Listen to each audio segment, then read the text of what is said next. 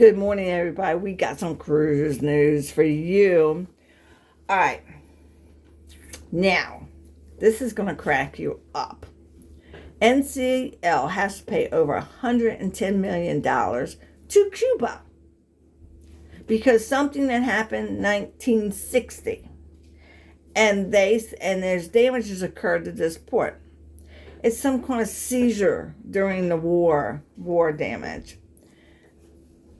What? Really? Because their corporation owns it. So I thought you'd get a kick out of that. Yes. That's right. It says a judge ordered. Okay, what's this judge name?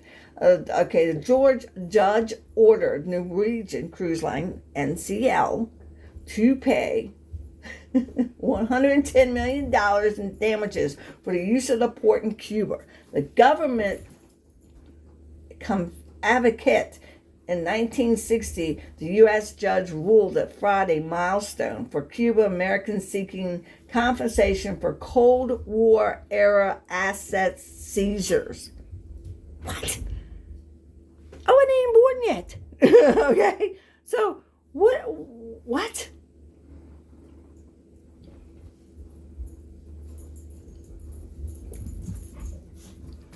Okay. The next one's a hoot as well. Okay. This is a cruise line, it's not an American cruise line, and they had a Christmas cruise. Okay, and the lovely couples, several, okay, they you have to make a reservation evidently for Christmas dinner, and about a month before you get on the cruise. So I guess they want to know where you want to eat. So, wow. You get up there, you get all dressed, and you get in there, and they lost your reservation.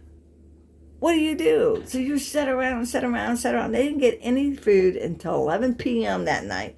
Absolutely ruins Christmas dinner for them. But they're not the only couple. There's several couples. Several couples that this similar things happen, but their Christmas dinner was absolutely ruined. And it's a shame. It is. It's an actual shame. So, what cruise line was that? That was P&O Cruises. That is a part of a Carnival Corp cruise, from what I understand. And this is a big ship. It's got like 16 decks. It's amazing. It's just a beautiful ship. All right, so we're going to go to the next story. And the next story is Guys, I did do a video on this, but of course, as we all know, my Facebook, YouTube was jeopardized, and videos are being deleted and altered, and I didn't do any of that. So I closed it down for a while, for about 6 months, and I'm back. I just wanted, for this channel to be a new start. But we got to get into this. Because Princess, I don't know what's up with Princess. I know Carnival and them are the same. But,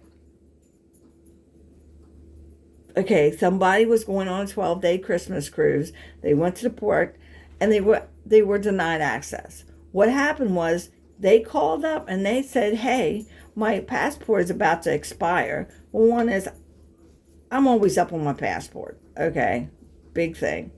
And they said, oh, that's fine, just bring a birth certificate and ID.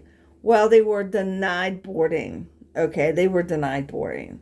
And this is not the first time this has happened. There was another gentleman who was going on their honeymoon on a 12-day. And they called. They wanted to get confirmation. And because they weren't quite understanding the web page, so they asked, and they said, oh no, birth certificate and ID is just fine. If you are leaving U.S. waters and returning back to the same port you're coming out of, usually no. This is where people get confused. But it's not about that. It's about the places you are visiting. Okay, some of these places were not U.S. islands. You would need a passport. So, this has been happening a lot among other people, and other ways of being denied aboard a ship. So, what I would say is always. It doesn't say it doesn't need a passport. Birth certificate is fine. Never ever assume anything. And this is why I'm mad, because this is Princess's answer. All passengers, they said, well, you can find information. And then they said all passengers are responsible, regardless what a representative tells them over the phone, to make sure this is correct. Wrong answer. Wrong. Because I'm a travel agent. It is my job, a representative, to know the answers, okay? To know those answers. And Princess, Carnival, Royal, they all give training. They give update training. They're always training. They're free to you, giving you new information, because in this world, things are still always changing. Things change all the time. So why would some representative say such stupid things? Because the CEO or representative of the cruise line says the information is on their app and on their webpage. And if you call and ask us and that person says something different, it's still your job to make sure if it's correct. But that's what he was doing. He was trying to understand what he was reading. And he's going on his honeymoon and he couldn't even get on the ship.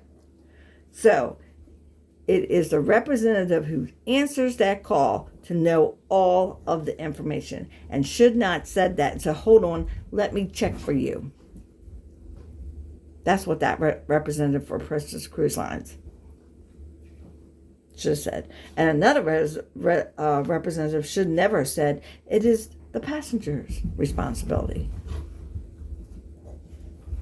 I think he was doing the right thing. So it falls back on the person who answers that phone.